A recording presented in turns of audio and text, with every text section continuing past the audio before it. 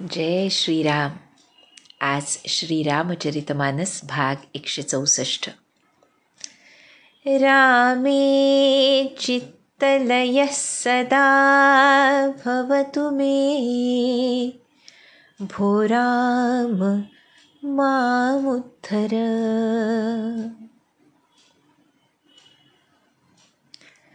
जो वनवासातला प्रसंग आपण तुलसीदासांच्या रामायणातून ऐकतो आहोत, वाचतो आहोत, त्यामध्ये ह्या चित्तलयाबद्दलच प्रत्येक चौपाईमधून तुलसीदास आम्हाला सांगतायत हे लक्षात येतं. त्या वनवासी लोकांचा साधा भोळा भाव, त्यांचं अत्युच्च प्रेम,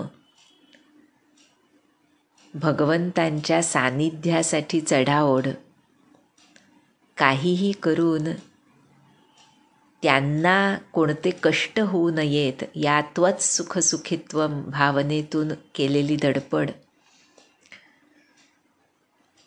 अनन्य सेवाभाव आणि सर्व कळूनसुद्धा त्यांच्या ह्या वनवासामध्ये आमच्याकडून त्यांना जे काही सहाय्य होणं शक्य असेल ते करावं या भावनेतून जेव्हा हे सर्व लोक उद्युक्त झालेत, त्यावेळी ज्यांना फक्त एकच बंधन बांधू शकतं प्रेमाचं, असे भगवंत सर्वांवर सहज कृपा करत करत, सर्वांना सनाथ करत, किंबहुना ते सनाथ आहेत ह्याची ओळखण त्यांना एक प्रकारे करून देत पुढे चाललेत.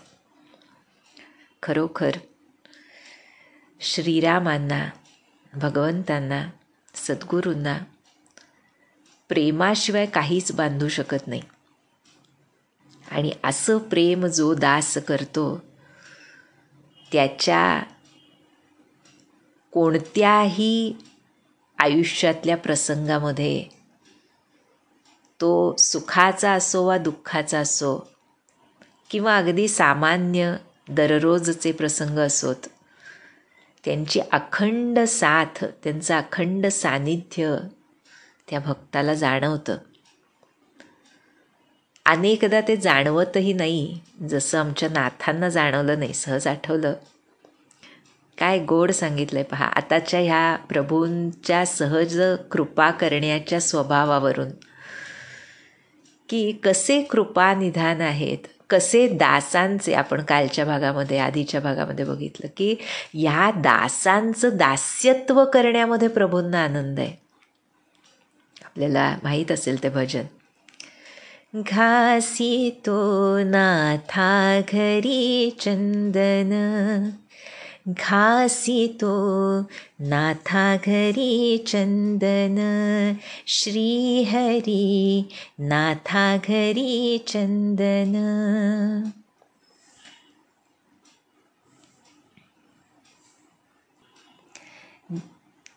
दासांचा हा दास श्रीहरी, नंदाचा नंदन, घासी तो नाथा घरी चंदन, घासी तो नाथा घरी चंदन.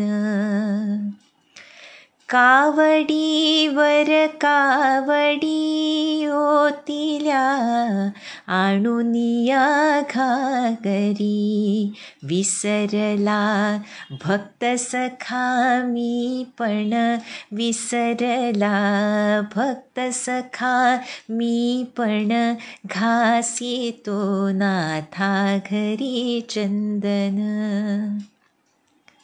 नाथा संकीर्तनी आपुल्या रंगे गुणगायनी, आपुल्या रंगे गुणगायनी, साथ दे चिपड्यांची डोलून, साथ दे चिपड्यांची डोलून, घासितो नाथा घरी चंदन, घासितो नाथा घरी चंदन.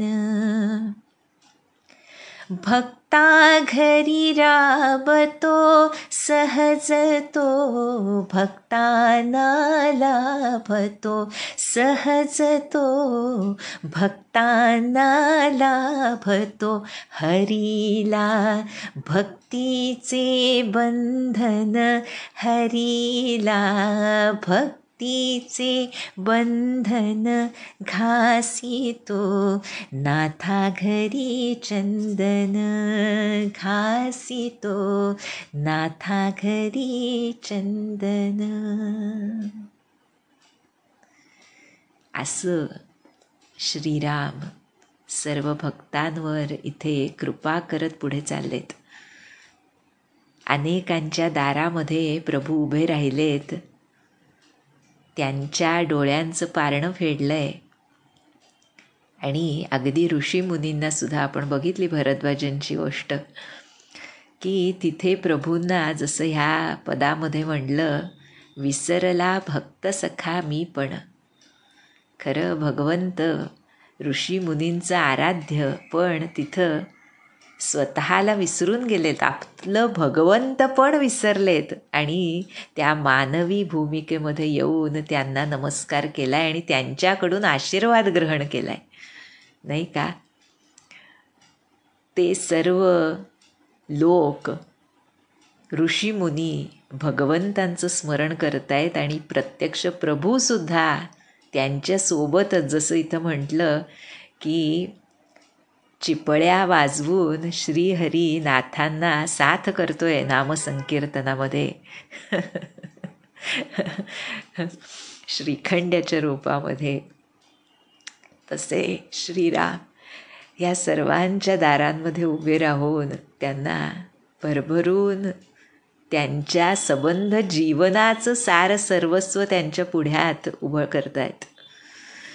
अशा रीतीनं हे अतिशय गोड वर्णन आपण बघतो आहोत तुलसीदासांनी केलेलं.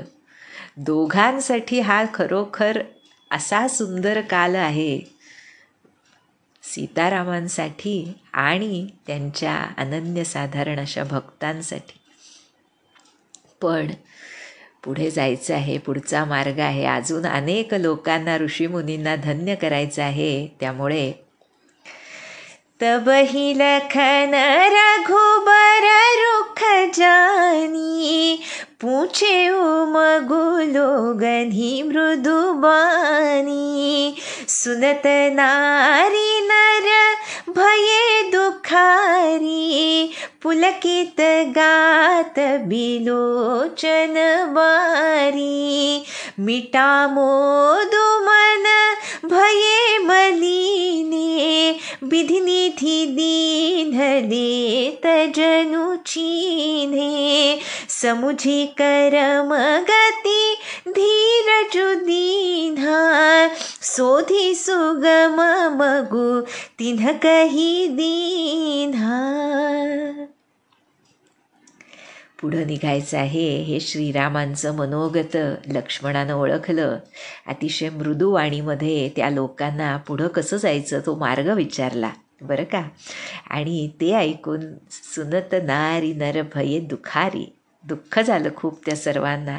शरीर पुलकित होत होतं आणि वियोगाच्या कल्पनेनंच त्यांच्या डोळ्यांमध्ये अश्रू उभे राहिले. प्रभूंच्या दर्शनाचा आनंद मावळला, मन उदास झालं. खरोखर भगवत प्रेम हा ऊन सावलीचा खेळ आहे. दर्शन विरह, विरह आणि दर्शन या दोनच काठांवर त्या भक्ताचं मन हेलकावत असतं. तुलसीदास म्हणतायत, जणू विधात्यानं दिलेली संपत्ती हिरावून घेतली हीच कर्मगती आहे असं म्हणून त्यांनी मन घट्ट केलं आणि विचार करून पुढे जायची सोपी वाट जी होती ती दाखवली प्रभूंना. लखन जानकी सहित तब गवनु कीन्ह रघुनाथा, फेरे सब प्रिय वचन कही लिए लाई मन साथा. मग श्रीरामांनी लक्ष्मण आणि जानकी सोबत पुढे जायला सुरुवात केली. गोड बोलून सर्वांना परत पाठवलं, पण लिये मन साथा म्हटलंय. त्यांची मनं मात्र आपल्या सोबत घेतली. त्यांचं मन विसर्जितच होऊन गेलं तिथे. ही ती अनन्यता असते पहा. त्यामुळे पण जसं म्हटलं जातं लौकिकामध्ये भक्ताला हा त्रास जितक्या प्रतीचा तो आनंद असतो तितक्याच प्रतीचं ते दुःख असतं विरहाचं. त्या दोन्हीमध्ये फरक नसतो. म्हणून खरं त्या दुःखाला सुद्धा त्याच भक्तीची तेवढीच तीव्र भावना असते. किंबहुना आनंदापेक्षा सुद्धा, भगवत दर्शनाच्या आनंदापेक्षा सुद्धा त्या विरहाच्या दुःखामधली जी भक्ती असते त्याची तीव्रता अधिक असते.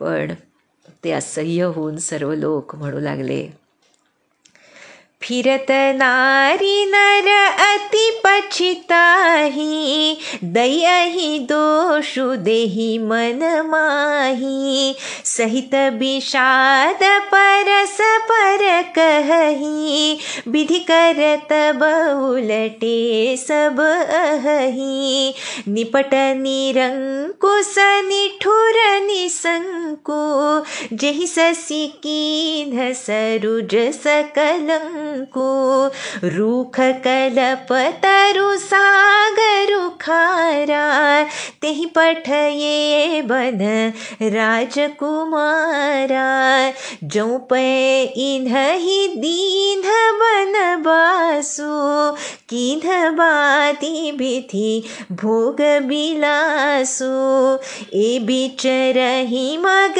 बिनु पद त्राना, रचे बाती विधि बाहन नाना, ए मही परहि डासी कुस पाता, सुभग सेज कत सृजत विधाता, तरुबर बास इन्हि विधि की दीन्हा, धवल धाम रचि रचि श्रमु कीन्हा,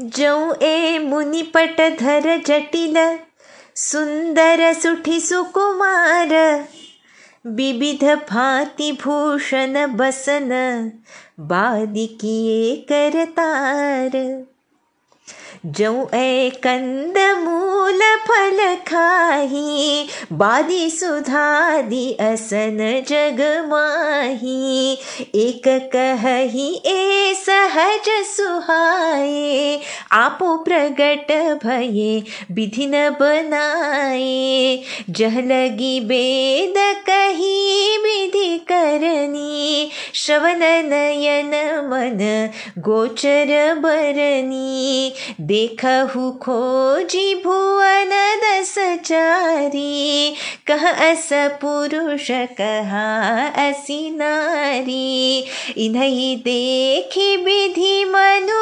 अनुरागा, पटतर जोग बनावई लागा, किन्ह बहुत श्रम ऐकन आए, तेहि ईर्षा बन आनि दुराए, एक कहि हम बहुत न जानहि, आपु ही परम धन्य करि मानहि, ते पुनि पुण्य पुंज हम लेखे, जे देखहि देखि हहि जिन देखे,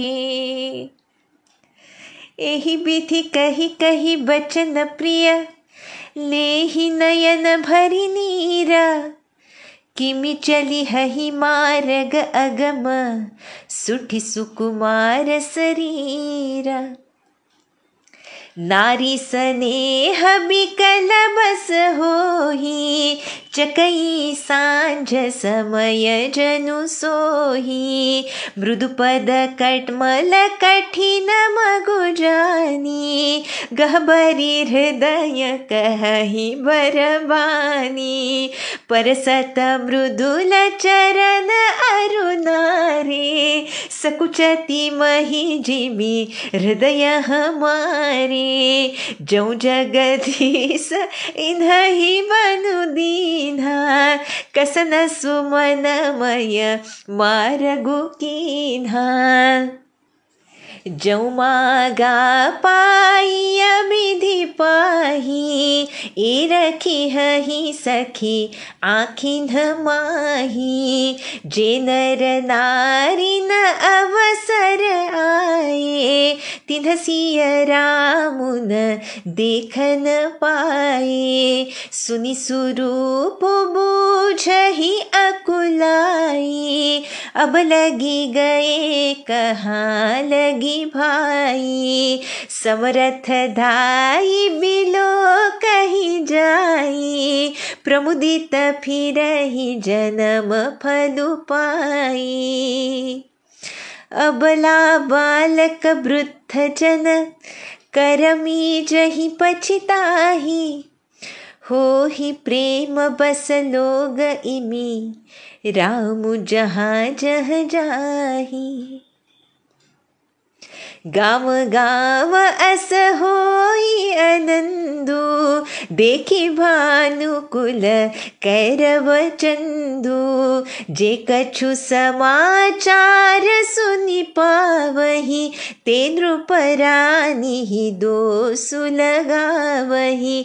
कहि एक अति भल नर नाहु, दीन हमहि जोई लोचन लाहु। कहि परस पर लोग लोगाई, बातें सरल स्नेह सुहाई। ते पितु मातु धन्य जिन जाए, धन्य सो नगरु जहाँ ते आए। धन्य सो देसु सैलु बन गाऊँ, जह जह जाहि धन्य सोई ठाऊँ। सुख पायउ बिरंचि रचिते ही, ए जेहि के सब भांति स्नेही। राम लखन पथि कथा सुहाई, रही सकल मग कानन छाई। एहि विधि रघुकुल कमल रवि, मगलो गध सुख देता। जाहि चले देखत बिपिन, सिय सौमित्र समेता। काय वर्णन केलंय तुलसीदासांनी. म्हणतात, परत जे चालले होते ते स्त्री पुरुष पश्चाताप करतायत, मनातल्या मनात दैवाला दोष देतायत आणि म्हणतायत दुःखानं दैवाची सर्व कामं उलटीच असतात. बरं का, हा विधाता कितीतरी निरंकुश निर्दय आहे, कठोर आहे. ज्यानं चंद्राला कलंकित बनवलं, कल्पवृक्षाला झाड बनवलं आणि समुद्राला खारं करून ठेवलं.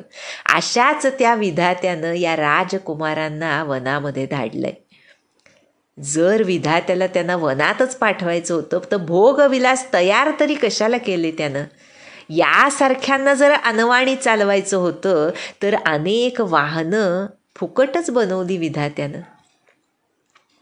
जर सीताराम कुश आणि पानं अंथरून त्या जमिनीवर झोपतायत, पहुडतायत, तर विधात्यानं पलंग आणि अंथरुणं अशी शय्या बनवली तरी कशाला. विधात्यानं जर यांना मोठ्या मोठ्या झाडांखाली निवास द्यायचा होता तर मग उज्ज्वल महाल बनवून विधात्यानं फुकटच कष्ट घेतले म्हणायचे. काय गोड पहा, काय भाव आहे पहा. भक्ताच्या हृदयातला भाव कसा असतो हा तंतोतंत तुलसीदासांनी उतरवलाय. म्हणतायत, जे सुंदर आणि सुकुमार असून मुनींची वल्कल नेसतायत, जटाजूट धारण करतायत, मग विधात्यानं विविध अलंकार आणि वस्त्र बनवली तरी कशाला? हे कंदमुळं फळं खातायत तर जगातले अमृतासारखे भोजन पदार्थ व्यर्थच आहेत. कुणी म्हणतोय स्वभावतःच सुंदर आहेत, ते स्वयंभू आहेत, ब्रह्मदेवानं बनवलेले नाहीत. बरं का? कसं आहे पहा, प्रत्येक जीवाच्या इव्होल्युशननुसार त्याला भगवंतांचं दर्शन होत असतं. आणि जिथं अनेकांना ते कोण आहेत त्यांचं स्वरूप कळू शकलं नाही, तर काही असे इव्हॉल्व्ड सोल आहेतच की ज्यांना त्यांचं निजस्वरूप काय आहे त्यांना ब्रह्मानं बनवलेलं नाही हे समजलं. बरं का?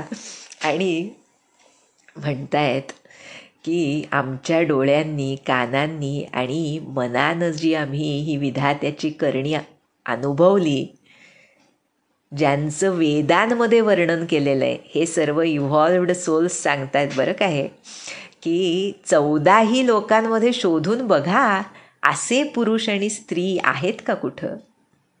यावरून सिद्ध होतं, म्हणतात की हे तिघं विधात्याच्या 14 लोकांपेक्षा वेगळे आहेत. आहा, आणि स्वतःच्या महिम्यानं निर्माण झालेले आहेत. पहा बरं, त्यांचं अनादि स्वरूप, अजस्वरूप कसं वर्णन केलंय तुलसीदासांनी. आणि म्हणतायत, इनही देखी विधी मनू अनुराग. अरे तुम्ही काय विधात्याची गोष्ट करताय? यांना बघून विधाताच मंत्रमुग्ध झालाय. त्यामुळे तो सुद्धा यांच्यासारखे, हे जसे आहेत तसे दुसरे स्त्री पुरुष बनवू बघू लागला विधाता. खूप श्रम घेतले, पण त्याच्या हातून त्यांच्यासारखं कोणी बनवणं त्याला जमलं नाही. त्यामुळे तो ईर्ष्या निर्माण झाली विधात्याला, ब्रह्मदेवाला ईर्ष्या निर्माण झाली, म्हणून की ह्यांच्यासारखं मला बनवता येत नाही. म्हणून मग ह्या तिघांना त्यानं दृष्टीआड करण्यासाठी जंगलात धाडलंय. काय सुंदर लिहिलंय पहा तुलसीदासांनी. हा, काय भाव आहे भक्ताच्या अंतरंगातला. तर कुणी म्हणतंय, म्हणजे हे जेव्हा त्या इव्हॉल्व्ड बिईंग्सनी सांगितलं तेव्हा काहींना काही कळत नाही आहे त्यापैकी. त्यामुळे म्हणतायत आम्हाला काही कळत नाही, पण आम्ही स्वतःला धन्य समजतोय की यांचं दर्शन घडलं. त्यामुळे ज्यांनी ज्यांनी यांना बघितलं आणि पुढं बघतील, पाहतायत, ते सर्व पुण्यवान आत्मे आहेत एवढं आम्ही जाणतो. बरं का? अशा रीतीनं ह्या गोड संवादानं सर्वांचेच डोळे पाणावत आहेत आणि म्हणतायत की हे असे सुकुमार कुमार आणि सीता अवघड वाटांमधून कसं बरं चालत जातील. स्त्रिया प्रेमानं व्याकुळ होत आहेत, व्यथित होतंय अंतःकरण की तो मार्ग किती कठीण आहे यांच्या कोमल चरण कमलांसाठी. म्हणतायत त्या की यांच्या मृदुल चरण अरुणारे. आहा, त्यांच्या कोमल आणि लालसर पावलांच्या स्पर्शानं पृथ्वीलाही आमच्याच हृदयाप्रमाणे संकोच वाटत असावा. म्हणतायत, जर जगदीशाला यांना वनवासच द्यायचा होता तर त्यानं एक काम करायला हवं होतं, सर्व रस्ते फुलांनी भरून टाकायला हवे होते. पुष्पमयच का नाही बनवले त्यानं रस्ते? जर ब्रह्मदेव आम्ही मागू ते देणार असेल तर आम्ही एकच मागू की यांना कुठं पाठवू नका, यांना आमच्या डोळ्यांमध्येच राहू देत. आणि अशा रीतीनं हा संवाद जेव्हा सुरू होता तेव्हा ज्यांना त्यांचं दर्शन घडलं नव्हतं ते व्याकुळ होऊन विचारत होते आता कुठवर पोचले असतील. आणि त्यामधले जे समर्थ लोक होते, जे धावून त्यांचं दर्शन घेऊ शकत होते, त्यांनी जाऊन दर्शन घेतलं आणि जन्माचं सार्थक झालं असं समजून विशेष आनंदानं परतत होते. तुलसीदास वर्णन करतात, ज्या गर्भवती स्त्रिया होत्या, बाळंतिणी होत्या, वृद्ध असमर्थ होत्या किंवा म्हातारे कोतारे होते, लहान मुलं होती, त्यांना दर्शन न मिळाल्यानं ते पश्चात्ताप करत होते. बरं का?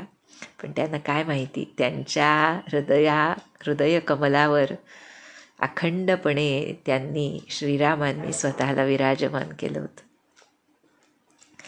अशा रीतीनं तुलसीदास पुढं म्हणतात की जिथं जिथं जात आहेत श्रीराम तिथे लोक प्रेममग्न होत होते. सूर्यरूप कुमुदिनीला प्रफुल्लित करणाऱ्या चंद्रमा स्वरूप असलेल्या श्रीरामांचं दर्शन सर्वांना घडत होतं. गावोगावी आनंदोत्सव साजरा होत होता.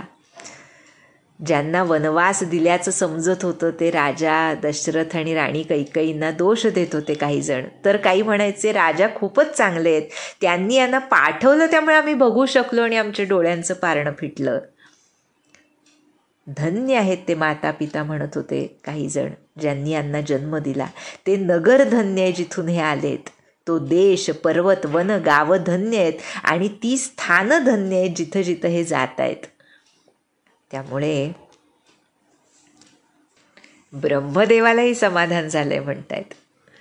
सुख पाय उबीरंची रचितेही इजेही के सब भाती सनेही राम लखन पथि कथा सुहाई रही सकल मग कानन छाई. ब्रह्मदेवानं त्यांना उत्पन्न करून समाधान मिळवलं असे काही म्हणत होते. ज्यांना वाटत होतं की ते मानव आहेत त्यांना वाटत होतं ब्रह्मदेवानंच यांना निर्माण केलंय बरं का. आणि अशांचे श्रीराम सर्व प्रकारांनं स्नेही आहेत. आणि अशा रीतीनं श्रीराम लक्ष्मण यांच्या सुंदर सुंदर कथा जे वाटसरू बनलेत त्या सर्व मार्गांवर आणि जंगलामध्ये यांच्याबद्दल बातमी पसरली. आणि कसे चालले होते श्रीराम ह्याचं एक अतिशय सुंदर वर्णन आता तुलसीदास करतायत आमच्यासाठी. केवळ त्या भावामध्ये त्या सौंदर्यामध्ये त्यांच्या दर्शनामध्ये रमण्यासाठी म्हणतात. एही विधी रघुकुल कमल रबी मगलो गध सुख देता जाहि चले देखत बिपिन सिय सौमित्री समेता. रघुकुल रूपी कमळ उमलवणारे सूर्य जणू आहेत श्रीराम.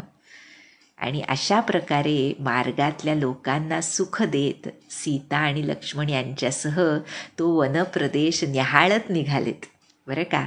कसे निघालेत ह्याचं वर्णन आहे आता. म्हणतात. आगे राम लखनु बने पाछे तापस बेश बिराजत काछे उभय बीच सिय सोहति कैसे ब्रह्म जीव बीच माया जैसे. आहा. म्हणतात पुढं श्रीराम आहेत मागे लक्ष्मण आहे. तपस्व्यांचा वेश धारण केलेले हे दोघे अतिशय शोभून दिसत आहेत. आणि त्या दोघांच्या मध्ये आमची सीता माता कशी शोभतीये तर ब्रह्म आणि जीव यांच्यामध्ये माया असावी तशी ती शोभतीये. आहेच ती मूल माया, मूळ प्रकृती आहे आमची सीता माता, प्रत्यक्ष भक्ती आहे आमची सीता माता. आणि केवळ तिच्या त्या पराप्रकृतीकडे तिच्या त्या शक्ती स्वरूपाकडे लक्ष ठेवून ज्यांनी श्रीरामांची उपासना केली नामस्मरण केलं त्यांना तीच श्रीरामांकडे पोहोचवते असा भाव आहे यामध्ये. त्यामुळे ब्रह्म जीव बिच माया जैसे जीवाला ब्रह्म कडे पोहोचवणारी तो मार्ग जिच्यातून जातो ती माया आहे आमची सीतामाता. भगवंतांनी परामायेचं जे वर्णन केलं गीतेमध्ये ती भगवंतांची शक्ती आहे, आल्हादिनी शक्ती आहे. आणि त्यामुळे भगवंतांचा आनंद म्हणजे सीतामाता आहे. भगवंतांची भक्ती म्हणजेच सीतामाता आहे. आमचे महाराज जे श्रीराम हृदय वाचायला सांगायचे सर्वांना त्यामध्ये ह्या आमच्या सीता मातेच्या शक्ती स्वरूपाचंच वर्णन आहे की आम्हाला जे काही नाम रूप लीला गुणधाम मिळालेलं आहे त्या सत्स्वरूप भगवंताचं, ते त्या सत्स्वरूपाच्या चितशक्तीमुळे म्हणजेच सगुण रूपात श्रीरामांच्या जानकीमुळे मिळालेलं आहे. आणि त्यामुळे इथे हे जे वर्णन आहे ते फार महत्त्वाचं आहे. उभय बीच सिय सोहती कैसे, ब्रह्मजीव बिच माया जैसे. पुढे म्हणतात, बहुरी कहूँ छबी जसी मन बसई, जनु मधु मदन मध्यरति लसई. उपमा बहुरी कहूँ जिय जोही, जनु बुध बिधु बिच रोहिणी सोही. आता मी जसं रूप माझ्या मनात योजलंय ते सांगतो म्हणतात बरं का तुलसीदास. असा उल्लेख क्वचित करतात आणि जेव्हा करतात तेव्हा तो मंत्रमुग्ध करणारा असतो. त्यामुळे म्हणताय तिथे वसंत ऋतू आणि कामदेव यांच्यामध्ये रती शोभून दिसावी तशी आमची सीतामाता दिसतीये बरं का. आणि आता मी माझ्या हृदयात शोधून उपमा सांगतोय की जणू आहा काय गोड, चंद्राचा पुत्र बुध आणि चंद्र यांच्यामध्ये चंद्राची पत्नी रोहिणी शोभून दिसावी तशी आमची सीतामाता दिसते. म्हणजे यामध्ये तुलसीदासांनी स्पष्टपणे सीतारामांमधला संबंध आणि सीता आणि लक्ष्मणामधला माता आणि पुत्राचा संबंध स्पष्ट सांगितलाय. आणि आता ह्या पुत्रानं कसा दास्यभाव सांभाळला ह्याचं एक अत्युच्च काय त्याला उपमा द्यावी खरंच कळत नाही. आपण वाचूया. म्हणतायत, प्रभुपद रेख बीच बीच सीता, धरती चरण मग चलती सभीता.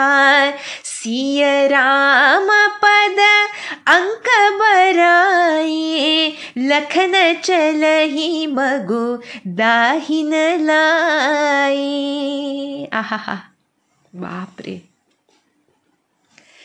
ही एक चौपाई जर लक्षात ठेवली ना तर दास काय असतो ह्याचं हे एक परिसीमा असं उदाहरण आहे. सीतामातेच्या मनातला भाव श्रीरामांबद्दलचा आणि लक्ष्मणाच्या मनातला भाव आपल्या ह्या अनादी माता पित्यांच्या बद्दलचा. सुमित्रा मातेनं जो उपदेश लक्ष्मणाला केला त्याचं तंतोतंत पालन लक्ष्मणानं कसं केलं यावर ही चौपाई आहे. म्हणतायत, सीता कशी चालतीये रामांच्या मागे, तर प्रभू श्री रामचंद्रांच्या भूमीवर अंकित जे होत होते चरणचिन्ह चालताना मातीमध्ये, त्या मधल्या मोकळ्या जागेत पाय ठेवत सभीता की भगवंतांच्या चरणचिन्हांवर माझा पाय पडू नये म्हणून सीता सावधपणे चालते बरं का. आणि लक्ष्मण त्याची मर्यादा सांभाळण्यासाठी सीता आणि रामचंद्र या दोघांच्या चरणचिन्हांना टाळून त्यांना उजवीकडे ठेवत, आपण ज्याला उजवी घालणं म्हणतो बघा, म्हणजे त्या चरणचिन्हांना जणू प्रदक्षिणा उजवी घालत लक्ष्मण मार्गक्रमण करतोय. काय दास्य भाव असतो पहा. म्हणजे आमच्या कसं म्हणतात ना, आम्ही इतक्या माईक जगामध्ये जगतो की इन द वाईल्डेस्ट ड्रीमसुद्धा आमच्या असा दास्यभाव असू शकतो ह्याची कल्पना येत नाही. म्हणजे जे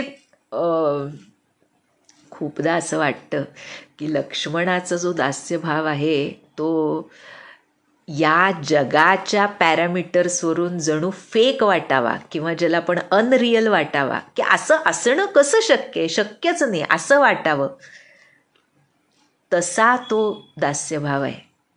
की आपल्या बंधू आणि वहिनी जे आपल्याला माता पिता स्वरूप आहेत, त्यांच्या पदचिन्हांवर चुकून सुद्धा एकदाही पाय पडला नाही 14 वर्षात लक्ष्मणाचा. यावरून त्या चरणचिन्हांचं महत्त्व आपल्या लक्षात येतं. म्हणून जसं आता सध्या तोच संबंध विषय सुरू आहे की भगवंतांची चरणासक्ती, त्याशिवाय चित्तलय संभवतच नाही, हे जे आम्हाला संत सांगतात, त्याची वाट ही अशा तीव्र दास्यत्वातून जाते. आणि त्यामुळे आता तुलसीदास म्हणतायत की ह्याचं वर्णन कसं करता येईल. राम लखन सिया प्रीति सुहाई, बचन अगोचर किमि कही जाई, खग मृग मगन देखी छवि होही, लिए चोरी चित राम बटोही, जिन्ह जिन्ह देखे पथिक प्रिय, सिय समेत दो भाई, भव मगु अगमु अनंदु तेई, बिनु श्रम रहे सिराई. तुलसीदास मुग्ध होऊन वर्णन करतायत की वर्णन करता येत नाही. श्रीराम, लक्ष्मण आणि सीता यांच्या सुंदर प्रेमाचं वर्णन हा काय वाणीचा विषयच नव्हे. बचन अगोचर किमी कही जाई, कसं सांगता येईल. म्हणतायत ज्यांना बघून पक्षी आणि पशुसुद्धा वाटेतले मग्न होऊन जात आहेत, म्हणजे तेच प्रेमानंदामध्ये न्हावून निघत आहेत, पशु आणि पक्षीसुद्धा. आणि पथिक असलेल्या श्रीरामांनी, जे पांथस्थ आहेत त्या मार्गावरचे, त्यांनी त्यांचं चित्त चोरून घेतलं होतं. असे हे चित्तचोर श्रीराम, लक्ष्मण आणि सीता वाटेवरून निघालेत. ज्या ज्या लोकांनी या पांथस्थांना बघितलं, त्यांनी जन्ममृत्यूचा संसारात सतत फिरवत ठेवणारा हा भयानक दुर्गम मार्ग कष्टाविना आनंदानं पार केला. काय गोड पहा. आणि कसं आहे पहा, म्हणजे ओळख असो नसो त्याचा परिणाम झाल्याशिवाय राहत नाही. पुन्हा आमचे ब्रह्मानंद महाराज आठवतात, म्हणायचे माझ्या महाराजांची एक नजर ज्याच्यावर पडेल तो उद्धरून जाईल. म्हणजे त्यांच्या मनामध्ये महाराजांना त्यांनी ओळखावं, त्यांच्या चरणाशी लागावं, त्यांची भक्ती करावी, त्यांचं शिष्यत्व स्वीकारावं, असा काही भाव असायचाच असं नाही. फक्त त्यांची नजर पडू दे. म्हणजे यामध्ये जगत कल्याणाची केवढी मोठी भावना ब्रह्मानंद महाराजांच्या मनामध्ये होती. आणि कशी ती भावना साकार होते भगवंतांच्या दर्शनाने, संत सत्पुरुषांच्या दर्शनाने. आणि तेच आम्हाला तुलसीदास पुढच्या एका अतिशय गोड चौपाईमध्ये सांगतायत. अजहू जासु उर सपने हो काऊ, बसहु लखनु सिय राम बटाऊ, राम धाम पथ पाई ही सोई, जो पथ पावक बहु मुनि कोई. केवढी मोठी गोष्ट सांगितली आहे की